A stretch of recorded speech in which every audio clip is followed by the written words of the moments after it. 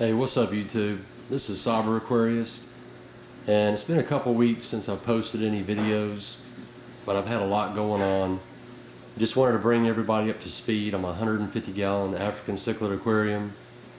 I've had a couple things going on and a few improvements, but before I shot my last video, which was a couple weeks ago for Dolly VH and Big Munoz 11's contest entry, I had a bristlenose plecostomus in here, and I didn't see it for a couple days before I shot that video.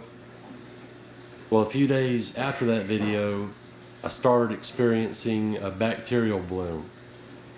The water was getting real cloudy, and over the next few days, it started getting so cloudy that you could not see through the aquarium from side to side, and it was really difficult to see to the back of the aquarium.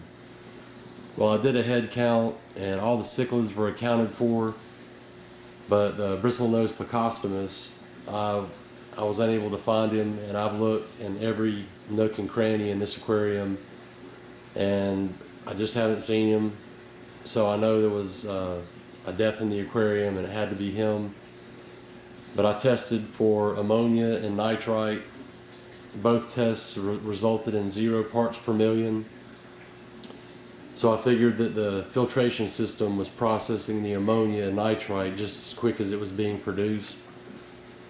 But, alright, well, I had that problem, and also I was experiencing more than normal amount of diatom algae. And for those of you that don't know what diatoms are, it's a brown looking algae like this right here. Well, it was really bad up to a couple weeks ago. It was about a week ago. It was covering the whole front of the aquarium here. The crushed coral was covered. So I've made a few revisions to the aquarium, a couple additions, improvements. Well, to deal with the diatoms, first of all, I had to figure out what was causing it. And I tested my tap water. I went to the source, tested my tap water for phosphates and silicates, and the phosphate test resulted in 0 parts per million, and my silicates, the test resulted in 2 parts per million straight from the tap. Well, silicates anywhere from 1.5 parts per million and up can cause an unusual amount of diatoms. So what I've been doing, I've been using my tap water filter to make up my water for my water changes. I quit using straight tap water, so I eliminated the silicates at the source. And I had to do something about the silicates that were already in the aquarium. The diatoms live within a silicate shell, and they need silicates to survive. They use nitrates, phosphates, and silicates, but without silicates, they can't survive. So to eliminate them, show you what I'm using here. In my carbon reactor, I had Seachem's matrix carbon. What I did is I took that out, and I'm using a blend of Seachem's matrix carbon, a 50-50 blend of Seachem's matrix carbon and Seachem's Phosguard. The Phosguard eliminates phosphates and silicates, and the combination of these two together, you can actually buy it pre-mixed. It's Seachem's Sea Gel, but I already had the matrix carbon, and I just went ahead and bought the Phosguard, put it in my carbon reactor, and after 3 days of running the Phosguard, my silicates in the aquarium dropped back down to 0 parts per million. So I eliminated it in my aquarium. I've eliminated it with my water change water, and the diatoms are slowly going away. I mean, it was real bad, like I said, and there's still some here in the front. I mean, it's not going to happen overnight, but it's in remission. That's a good sign.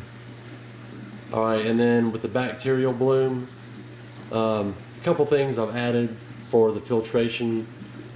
I wanted to add a UV sterilizer a while back, and I didn't want to plumb it on my return line for my main filtration system. And it's always good to filter your water, or to have a pre-filter on the inlet side of a UV sterilizer. And I was wanting to add more of the Seachem's pond matrix. I have 8 liters in my sump, but I wanted to add more to try to get my nitrates down to 0 parts per million. Which with the 8 liters, my nitrates have been coming down. They've been holding at 10 parts per million for the last couple weeks. So I figured go ahead and add some more and have a way to hook up the UV sterilizer. What I did, I went ahead and I purchased a Marineland C-360 canister filter. It's rated for aquariums up to 100 gallons. It has 4 media baskets. And what I did in the first media basket at the bottom, I'm using the 2 coarse mechanical filter sponges. And in the next 3 baskets, I added another 4 liters of pond matrix. So I have a total of 12 liters of pond matrix now. And in the top basket, on top of the matrix, I'm using the white polishing pad by Marineland. And on top of the white polishing pad, I'm using 500 milliliters of Seachem's Purigen.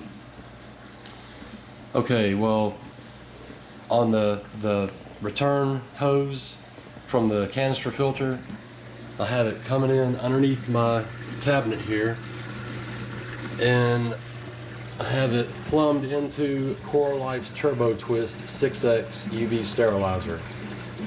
It has an 18-watt UV bulb, compact fluorescent UV bulb. It's rated for aquariums up to 250 gallons, and its recommended flow rate is between 200 and 400 gallons per hour. So that my canister filter is within that range. That's perfect to kill off parasites, algae, and bacteria. The unit has a clear window so that you can see that the UV bulb is on. You can see it right there. And I've actually hooked this up last night, so it hasn't even been on for 24 hours yet, but I mounted it in the horizontal position here on the cross brace of my stand. You can hook up the 3/4 inch line from the Marineland canister filter directly to this unit, but I use the 5/8 inch hose bar fittings and couplings so that when it comes time to replace the UV bulb and clean the quart sleeve, the only thing I'll have to do will be to unscrew the 5/8 inch hose bar couplings, and I can drain the water into my sump here. It's right above my sump. Clean the quart sleeve, and whenever the bulb needs to be replaced, replace it. Alright, the return line is going out this side and back up to the upper left hand corner of the aquarium with the other return nozzles. It's the square return nozzle there, just up there. And I'm not flowing 360 gallons of water per hour anymore because, hey buddy, because with the extra hose and the UV sterilizer, the water running through that, I've lost flow, but that's great. I mean, this isn't my main filtration system anyway. This is simply for the additional matrix and the UV sterilizer. So that's a good sign. That's a good thing there. But anyway, like I said, the UV sterilizer has been hooked up less than 24 hours, and I can already tell a huge difference. I mean, I could not see through the other side of the aquarium. I got the light coming through the window here, but I couldn't see through the other side of the aquarium yesterday morning.